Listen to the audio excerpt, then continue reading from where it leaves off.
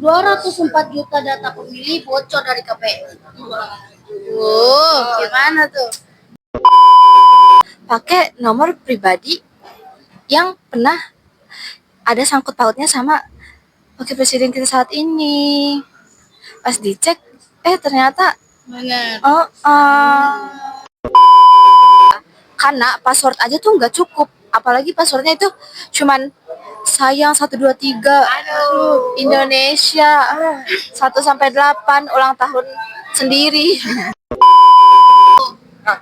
Gengsi banget, gengsi. Gengsi dong. Buat apa tuh? Apalagi kalau bukan Nipu. Kita nggak mau dibantuin karena kita bukan siapa-siapa kalian.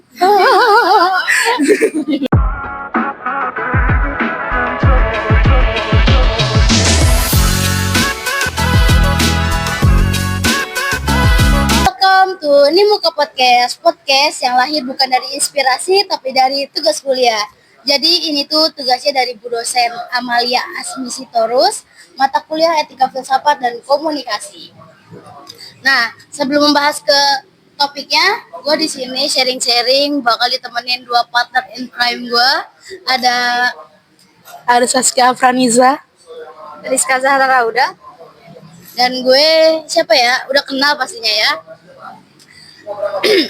Walaupun ini tuh karena tugas, topik kita itu nggak main-main loh. Kita bakal membahas data pribadi yang sering banget disepelein. walaupun topik kita ini cukup serius, tapi kita akan bawakan topik ini dengan santai dan chill. Karena apa? Topik yang serius, kalau kita bawa dengan santai, chill, itu nggak bakal bikin bosen, ngantuk, bikin malas denger. Pokoknya banyak lah, ya nggak sih? Bener banget sih, Nis. Apalagi kayaknya topik obrolan kita nih hari ini seru banget gak sih? Seru banget sih. Pasti loh. Nah, terus ada kasus nih sempat booming pas itu, dimana ada akun Kaskus yang viralnya di Twitter. Jadi akunnya ini nih ngeposting kayak tentang artis-artis, politik gitu deh, pokoknya postingannya tuh kayak berbau gitu lah. Terus Tahu lah. terus akunnya ini tuh bocor. Kira-kira siapa? Siapa ya? Penasaran kan? Tonton videonya sampai habis. Oke, sebelum kita ngalor ngidul, kita lanjut ke topiknya, etika filsafat berbagi data pribadi. Let's go. Lo pikir data lo aman? Gini guys, gue mau nanya deh sama kalian berdua, biar mereka juga tahu nih. Kayak kalian pernah nggak sih lagi cari-cari info makanan atau villa-villa atau juga mainan, tempat mainan gitulah ya buat anak-anak Gen Z. Nah, karena nggak nemu, ya kan, 2 menit kemudian pas buka lagi nih IG, YouTube, TikTok gitu kan, tiba-tiba nongol. Pernah nggak tuh kalian kayak gitu? Ayo, nih kita kasih ya. Saya. Oke. Jadi tuh kemarin gue searching tentang mie ayam. Karena gue tuh suka banget mie ayam. Pokoknya mie itu enak banget. Yes. Oke. Gue search kata mie ayam di Google kan.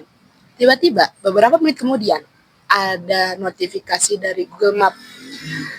Notifikasinya itu tulisannya lokasi mie ayam terdekat Anda. Lihat. Gue cuma search kata mie ayam doang, tiba-tiba muncul lokasi terdekat.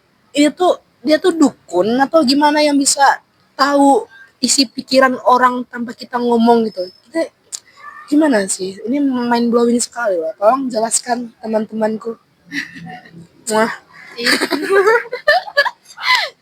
Nih, jadi itu tuh namanya bukan basic pikiran nih. apa tuh? Jadi kita lagi scroll konten, nyari-nyari video atau apapun deh dari internet, itu tuh biasanya dibaca sama sistem. Jadi mereka tuh bisa tahu nih. Jadi sering nongol gitu kan? Iya. Setelah kita cari atau kita setelah nonton video itu lah pokoknya. Terus ini tuh namanya profiling. Namanya profiling guys namanya. Oke. Jadi data pribadi itu nggak melulu tentang KTP sama nomor HP guys. Apa yang kalian cari, kalian ketik dan kalian pikirkan atau kalian tonton gitu ya, Itu termasuk data pribadi, guys. Jadi hati-hati ya kalau searching sesuatu. Gitu. Langsung aja nih. Tadi kan kita udah ngebahas nih data pribadi itu gimana ya kan. Nah, gue punya kasus kalau nggak salah itu pernah booming sekitar tahun 2023 atau 2024 gitu. Kasusnya itu tentang 204 juta data pemilih bocor dari KPU. Gimana tuh?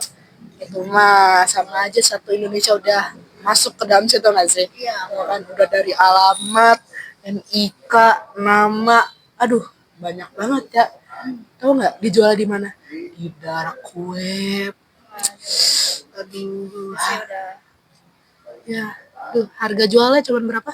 1,2 miliar aja. Itu mah rumah subsidi di sini juga masih inilah. Dan yang lebih dramanya lagi, akun yang sebelumnya aku singgung nih.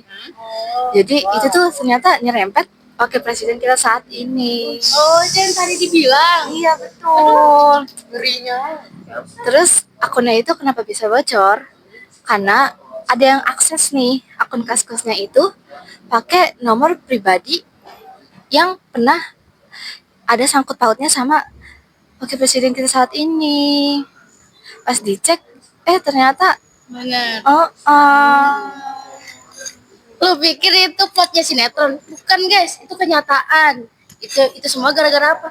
Gara-gara kebocoran data pribadi yang gak dikontrol. Itulah penyebabnya jadinya hancur semua. Kebongkar semua. Ya kan? Betul. lagi akses sekarang tuh mudah banget ya. Betul. Pokoknya kesalahan dikit aja hancur. Ya makanya jangan pernah posting nomor telepon apalagi ya sifatnya pribadi banget. Itu, guys. Filsafat bisa jadi keren asal nggak kaku. Oke, jadi kalian mungkin bertanya-tanya nih, kenapa sih dari tadi kita ngomong tentang filsafat? Nah, jangan remeh-remeh.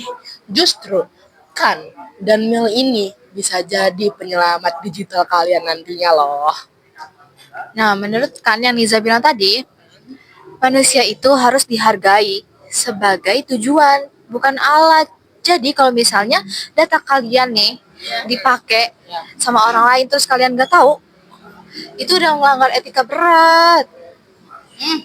Itu kan kata Sikan ya. Kalau kata AA Mil, enggak, nama aslinya itu John Stuart Mill. Dia percaya akannya konsekuensi. Artinya apa? Tindakan yang baik, yang berdampak positif buat orang banyak. Nah, kalau data kalian bocor, apalagi dimanfaatin buat penipuan, itu udah jelas banget ya, nggak etis, nggak keren, nggak estetik, pokoknya nggak banget lah ya. Itu bisa ngerugiin banyak orang lah pokoknya ya. Siap. Nah, intinya adalah kalian tuh boleh bikin aplikasi kalian sendiri, platform, pokoknya segala apapun sendiri, masak sendiri, segala macam lah pokoknya sendiri lah. Mandiri. Tapi jangan sampai user kalian sendiri yang jadi korbannya. Jangan sampai kayak anomali yang inisialnya M. Mutia. Mantan dong. Mantannya mati ya. Astagfirullah. Nono. Haram. Harum. Udah Niza, udah ngomongin mantannya. Udah tadi diem. Lagi ngomong mantan mulu, orang kita lagi bahas data pribadi kok. Ya nggak boleh gitu. Ya belum bisa berbuat. Siapa tuh mantan kira-kira ya? Pengen ku akses. Ngomong, ngeri. Canda ya, nggak baik. Tadi kan kita udah ngebahas nih data pribadi dari pandangan Niza, Rizka, terus dari menurut para ahli, yang Rizka bilang para ahlinya Khan dan John Stuart Mill. Sekarang kita mau ngasih solusi nih, gimana sih biar jadi warga digital Gen Z yang aman. Ada yang mau ngasih solusi pertama?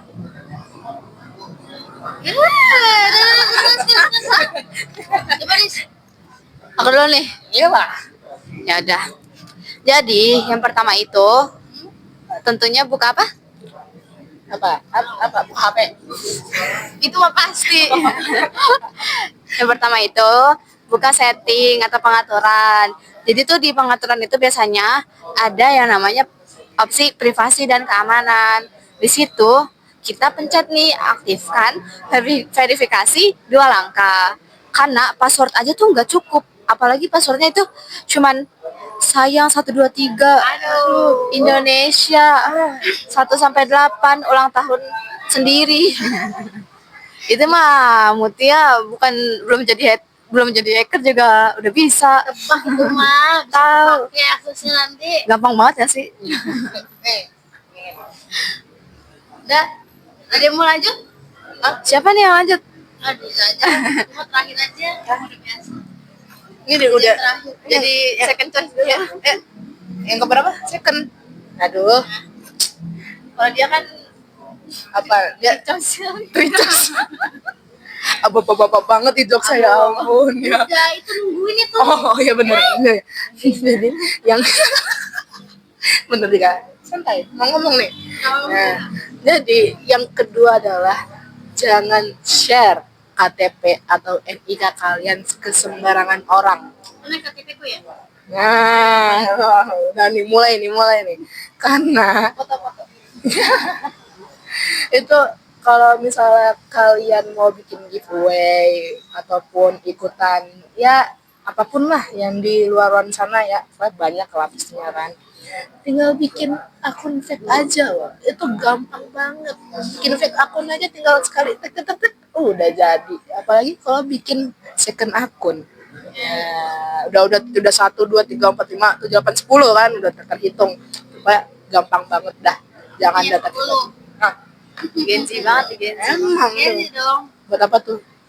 Apalagi kalau bukan Nipu. Canda dong. Heboh banget. Dan yang ketiga, biasanya tuh kan kalau kita habis download aplikasi, itu tuh ada persyaratan dan ketentuannya. Itu tolong dibaca terms dan conditionnya. Minimal cek apa yang harus disetujuinya. Tuh, Jangan main centang aja. Mau dibelok ke Kalian kan nggak mau ya data kalian itu dipakai asal-asalan, apalagi buat penipuan pinjol. Kan nggak lucu lagi ujian tiba-tiba didatengin debt collector. Kalau enggak lagi first date sama gebetannya, lebih ke malu sih. malu sih gitu. Jadi minimal selalu dicek untuk mencentangnya itu, ketentuannya itu tolong dicek lagi. Nanti Baca walaupun iya, walaupun banyak sih, tapi itu penting banget, gitu kan, demi keamanan diri sendiri. Tuh.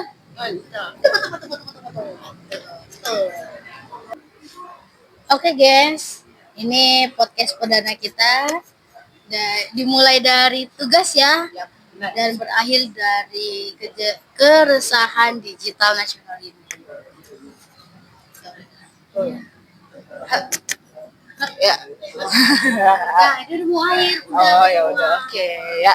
Jadi semoga setelah kalian nonton video ini kalian jadi lebih aware lagi tentang melindungi data pribadi kalian sendiri. Jangan sampai kalian nanti menyesal kebelakangan harinya ya. Nanti tiba-tiba data kalian hilang gitu, kalian jadi sedih. Kita nggak mau dibantuin karena kita bukan siapa-siapa kalian.